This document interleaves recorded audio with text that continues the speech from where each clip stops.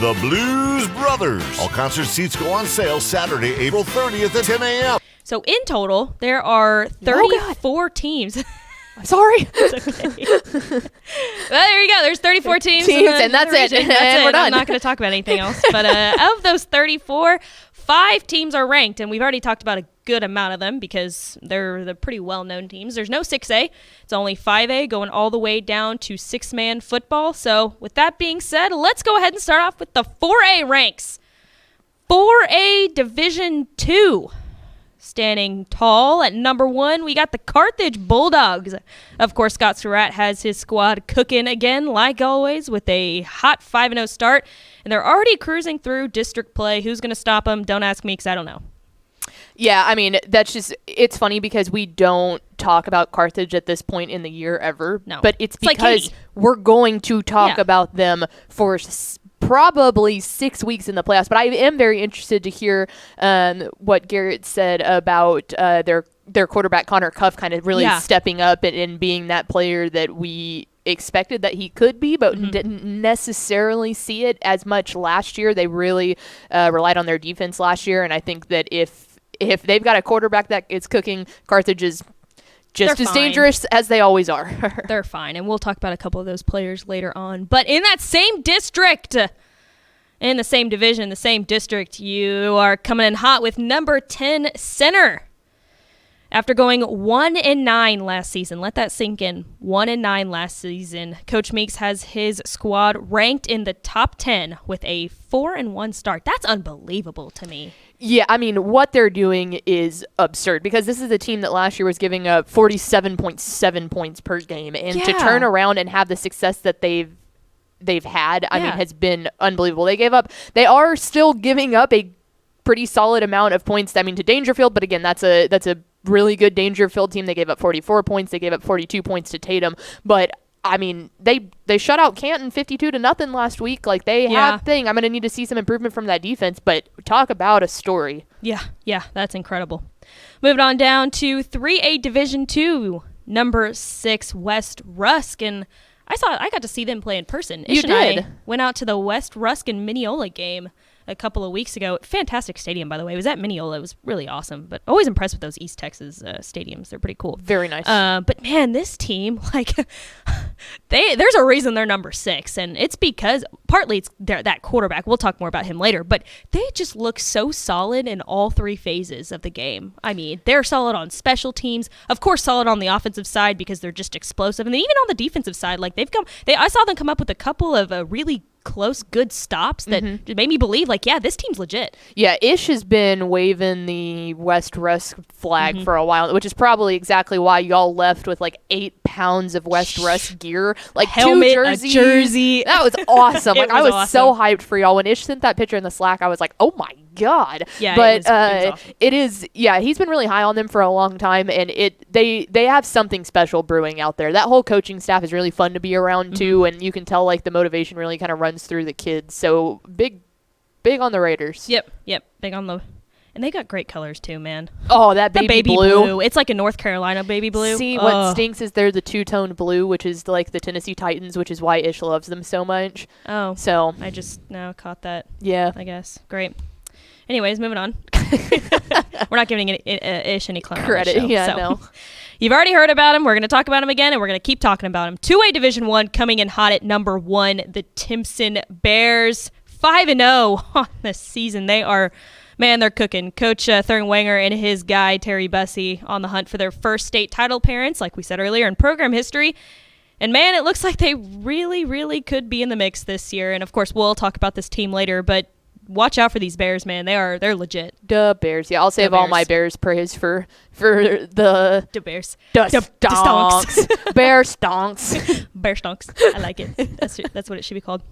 To round it all out, let's go down to 2A Division 2. Number 6, Price Carlisle, and they got a couple of dynamic players on that team too. But the undefeated Indians they're explosive this year. Listen to this. They're outscoring their opponents 255-139. That's an explosive offense. Yeah, I don't know math, but I know a lot of points when you put it in front of me. So yeah, that offense is That offense is explosive. Of course, a little bit of trouble on that defensive side, it looks like, being able to, let up a lot of points like that. But, man, when you got an explosive offense like that that's easily able to put up those kinds of points, who needs a defense? yeah, exactly. Who needs that? But no, this is another one of those. We talked about it earlier with, who was it? Center, about kind of like breaking the norm of how their seasons have gone. I mean, in 2022, they were 6-5, which is a winning season. But then last year, 5-5. It's like they've equaled their win total so far, and we're only going into week 6 here. But that's a really fun little district out there. 11-2A Division 2. You've got Price Carlisle. You have Cushing is out there at 4-1. I think Alto's a fairly good team. So that's a fun little district that kind of it definitely gets overlooked out there. Yeah, they're a fun team to watch. So make sure you keep your eye on them. So there you go. There's our currently ranked teams in the Piney Woods region. If you didn't see your team on there, it's okay. We're not talking about East Texas. We're talking about Piney Woods, so stay tuned for later in the year where we talk about East Texas. Let's move on to players to watch, and I can't say let's go over to Ashley Pickle because it's my segment, because usually you throw it over to you're me, the but concierge of vibes.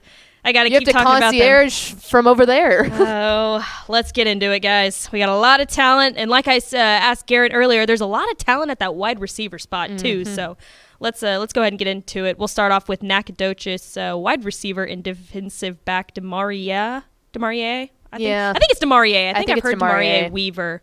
It's worth noting that he does play a little bit in the secondary. However, he's going to go play at the next level as a wide receiver, so we're going to kind of stick to that a little bit. But he's a guy, man, that I think he's flown a little bit under the radar, especially last year. I think a lot.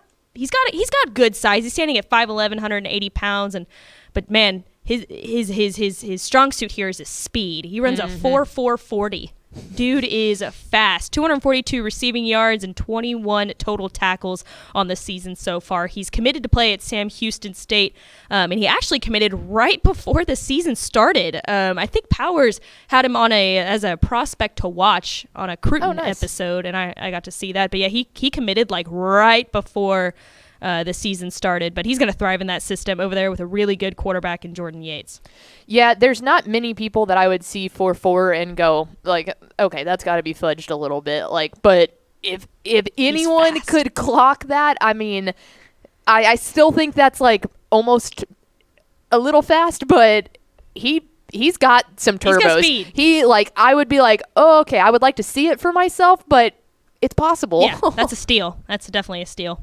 Talking about speed over here, Jacksonville wide receiver and defensive back Devin McEwen, easily one of the quickest and probably one of the most versatile players in this whole region. He's a 3-sport athlete participating in basketball and track in addition to football. And if you thought 4.4 was fast, he runs a 4.37 40, according to his profile. That's fast. Offensively, he's racked up 414 receiving yards on 27 catches and 3 touchdowns, and also has 17 total tackles on the season. And get this, he's committed to UTSA as a wide receiver. And if you guys don't know anything about that trio of wide receivers that Roadrunners squad has over there, that is Power 5 level talent. So he is going to be stuck in a system that is going to complement his skill set really well. And I think Frank Harris, that quarterback over there, has got another year too. So he picked the right spot for him for sure. Oh, there's no doubt about it. And yeah, I mean, Jacksonville is notoriously known for being a quick-paced team. I mean, really, this entire region, like you said, is the speed is the name of the game out here. And so it's explosive offense. Yeah, if we say that you're fast in this region of the state, that means like you can go. You got speed. You got some legs. Way faster than other regions of the state when we're like, oh, he's pretty fast. You could run laps. Oh, yeah, definitely. Moving on down to Carthage wide receiver Montrell Hatton. I'm sure you've heard his name before. Mm-hmm.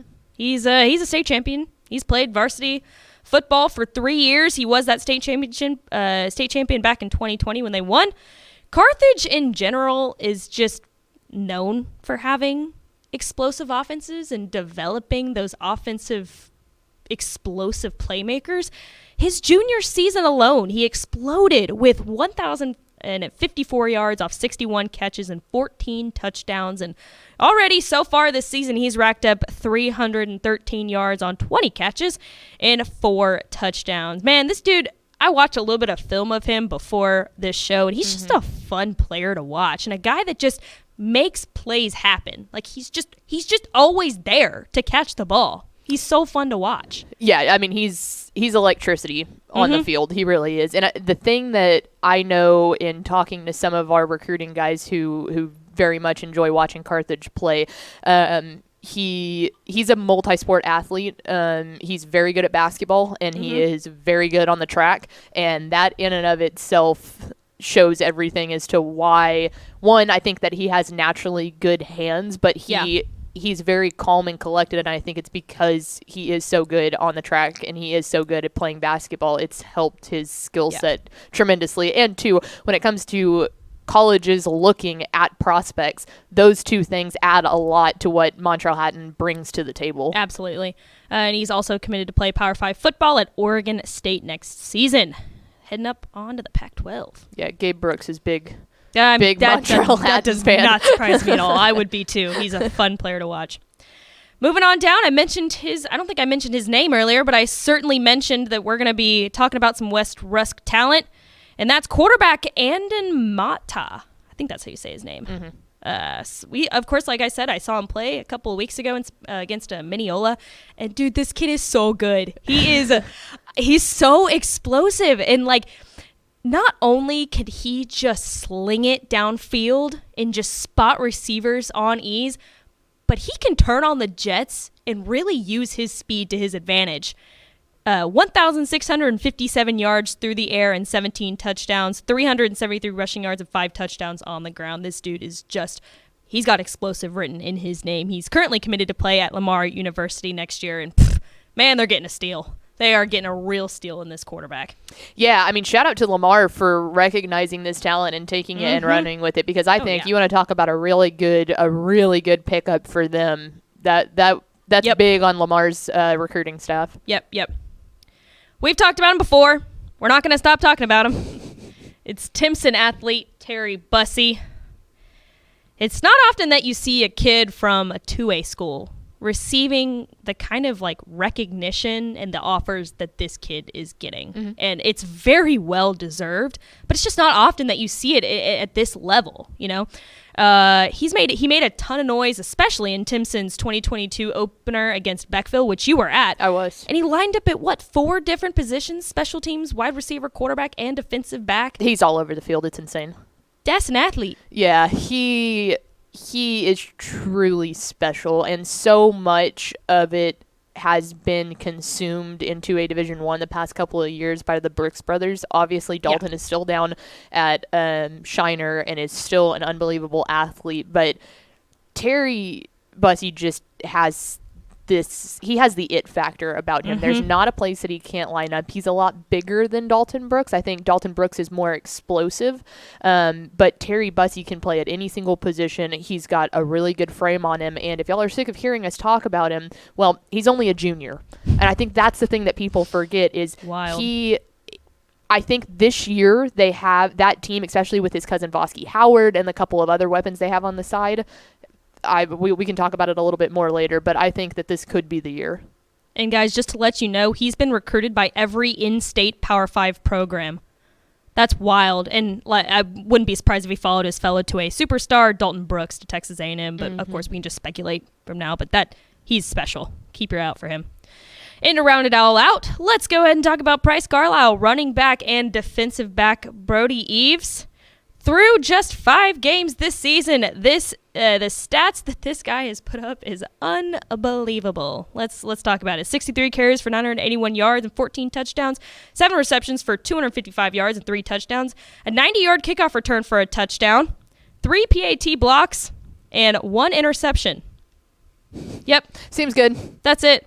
Light That's work. pretty good. That's good. I mean, stats don't lie, man. This kid's an athlete and just a difference maker on the field for this team. And he's quick. He also runs a 4.4 40, which is wild. He can outrun defenders, and I'm telling you guys, there's a lot of speed out there, and you got to utilize that when you can find it. which also that speed translates on the other side of the ball, which probably means that's why he's so successful as a defensive back as well. But yeah, big reason why the Price Carlisle, what is it, Indians? I think they are. I think I said they're they're 5-0. So there you go. That's a lot of talent, a lot of speed. It's fun talking about. I love talking about players because it's just. I've never had that kind of athleticism, and I'm like, how do you do so that? good at sports? Because I'm like 5'3", and I've been 5'3" my whole life, so it's like I'm just not that good at sports. But I like talking about sports, and I like talking about kids who are good at sports. So there you go. So this job rules. This job really does rule, because I can just sit here being unathletic and watching you guys be athletic. So I love it. I love it. Give me more of it. All right, let's finish out our Piney Woods chit chat with first. Let's start off with some storylines. Let's go ahead and look at a district to watch. We've already mentioned it. District 8-4A, Division 2. You got number 1 Carthage and number 10 Center. And you also got Rusk. They're undefeated too. Or they're not ranked, excuse me. But they're a pretty good factor too also in that district. I would call it the district of destruction. I like it. Because like these two teams just wreak havoc on their opponents. I mean, absolutely wreak havoc. Like, their offenses are both explosive. They will drop a dime on you at any point in time in a game. And also, I think there's just, like Garrett said earlier, there's just a really, really good chance that we can see a team probably from this district, probably Carthage, make it to AT&T Stadium in December. Yeah, this is definitely, well, and it's funny because you look at Region 2 as a whole, and this district obviously insanely good with all three of those teams, but then you look at their counterpart in District 7, and you've got Pleasant Grove in that one, you've got Gilmer in that one, so it is crazy how those two districts, someone ends up getting knocked out fairly early in the playoffs because they've all got to go up against each other, but I think that when you look even further out of that scope, I think that out of those 4 teams, those are likely who will duke it out in the regional final and then continue on to AT&T Stadium. Because in Region 1, I mean, Wichita Falls Hershey looks pretty good. I got to see them play in person, and I think that they have 2 D1 athletes, that I think can really make some noise. But I think Region 1 right now, Hershey looks like the favorite, and then Region 2, it's who comes up out of the turmoil of District 7 and 8. That's who you're going to see. But it always makes it fun because, like they said, like the history between the teams and all of that. But the one good thing, and I know Garrett mentioned it, but China Spring being out of there now is huge help. That's huge help because that was basically solidified into you're going to see them again. And they got used to seeing each other in football, in I don't think basketball, but I know baseball. Yeah. Yeah, because they got China Spring beat Carthage. Out there, so China Spring would be taking some gulps with a very angry Carthage team had they had to do that again. So the fact that we don't get to see that matchup is sad from our perspective, but probably good for those two teams that now they can duke it out with other people. Yep. But we will get to see Carthage take on Center too. I think week 9 of the season. Center only has 1 loss on the year, and it was to like some Louisiana team. So. Yeah, we'll see if Gabe Brooks sends the C after that one. Yeah, he sends me the C every single week when Carthage wins, and I get the C a lot because Carthage wins a lot. I'd probably do that too if I was from Carthage. I love it. They're fun. They're fun to watch. But there you go. There's a district to watch. It's always fun to do some of those. So, but before we end the show, we have to do something we like to call stonks. Always try your hand of stonks.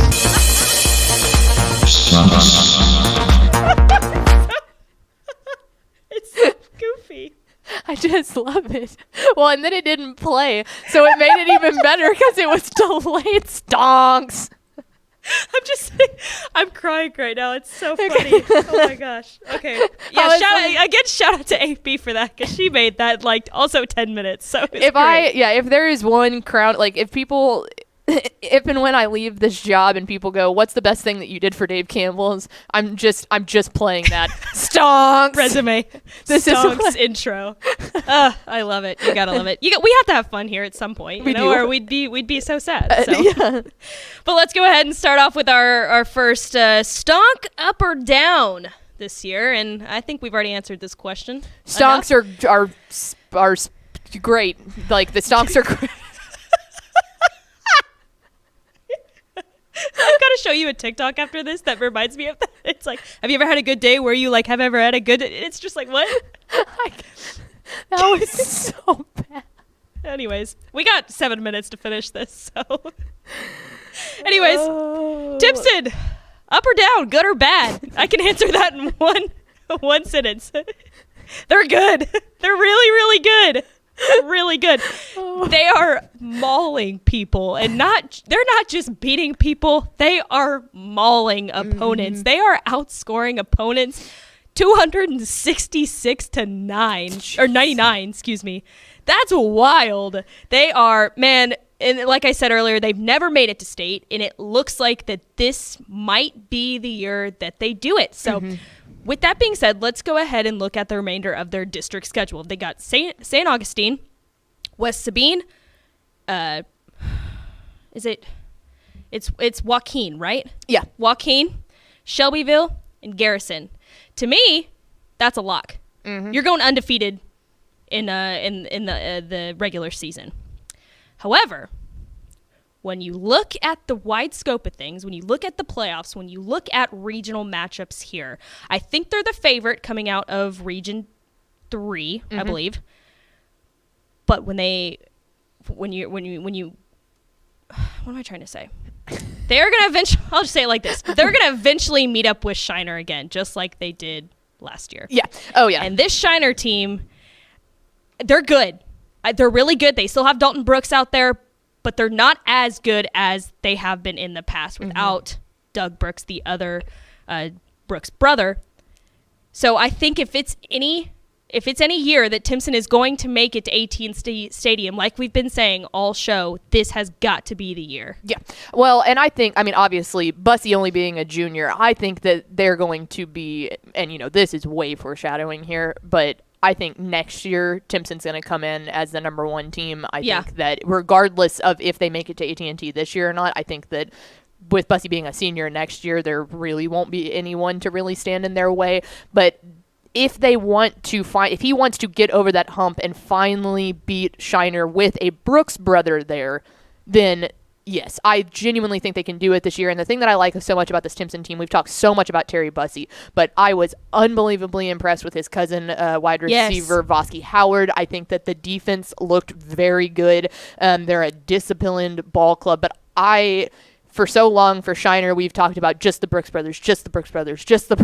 It's like they have the best player, in my opinion, in the state in the 2A classification in Terry Bussy, but their supporting cast is just as impressive as he is on a every game basis. So I think that they are deep. As long as they can keep people healthy, then that state semifinal game will be one that everyone in the states, all their eyes are on that one. And it could be Refugio. Refugio could get Shiner. There's that's not saying that it's guaranteed to be Shiner, but if sports gun to my head, that I'm going Timpson Shiner, and then I think Timpson can get Shiner. And that's the thing about these 2A teams too, is you got one dynamic, explosive player that can play literally at any position, line them up anywhere, and they're going to be really, really good. That's the difference between a ranked and an unranked team. So if you got a kid like Terry Bussy, chances are you're looking pretty good. Last up on our stonks list. Let's talk about Beckville. We haven't talked about them much this podcast, but are we buying or selling in on these folks down in Beckville? And let's talk about it. They were ranked number 8 coming into the year, and now they're not ranked because they lost their home opener to Timpson, which anyone's probably going to lose to Timpson. They're really, really good. Right. But what are you buying in? Are you man, this is really hard for me because I saw Beckville play in person. I was at that Beckville Timpson game and they looked awful.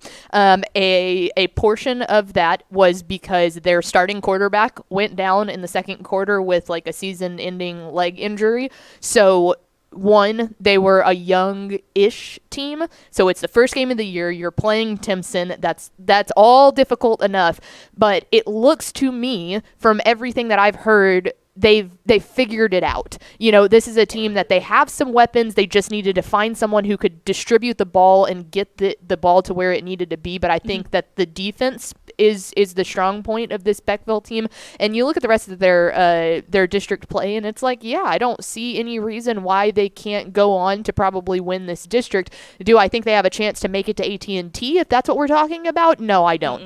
But I think that what Cody Ross has done to get his team calm down from that first loss, back up with, more morale, sure. after losing your starting quarterback in the first week of the season, I think that they're still a good team. Yeah. I mean, it's easy to throw a season away too. When you've got a heartbreaking loss like that at the very, very beginning of the season, it can be easy to throw that whole season away. But yeah, they're really good. Timpson has won the last 4 meetings too between the two, and it really hasn't been super close. Their running back, Jacoby Williams, he's a good player. Yeah, he really is. He was asked to do way too much, obviously, with the quarterback going down, and Timpson's defense is really good. But Jacoby Williams is a really good player out there. Yeah, I think it's fair to say we might see these two teams play again in the regional semis. So that'd be really fun. I want to go to that game because I want to see Terry Bussey. Yeah. That'd be fun. Yeah, if you get a chance to see Terry Bussey in person, go see Terry Bussey. I also want to see Buckville, too. They're a good squad, and I like to see teams that,